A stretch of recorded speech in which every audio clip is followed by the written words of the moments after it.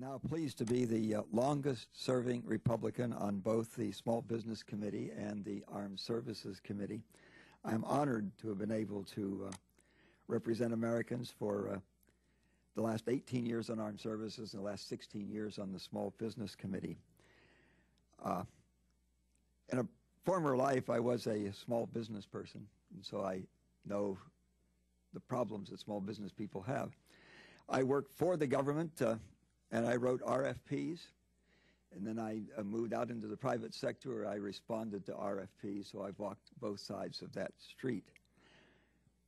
More than half of all the employees in our country are employees of small businesses, and way more than half of all the creativity and innovation comes from small business because that's a better environment for that kind of activity.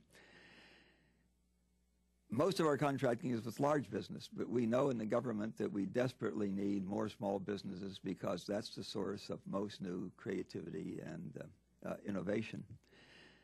But there are huge impediments for small business getting involved with the government, lots of red tape.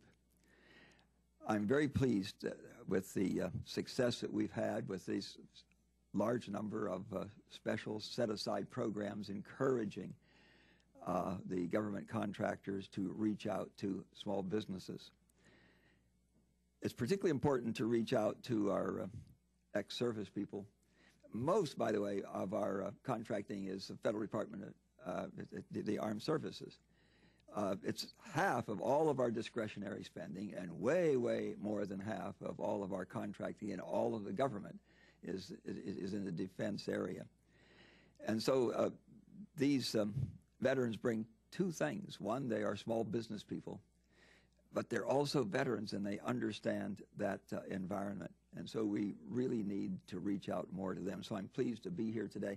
By the way, where there is fraud, that doesn't mean that the taxpayer didn't get something for his dollar. It just went to the wrong person.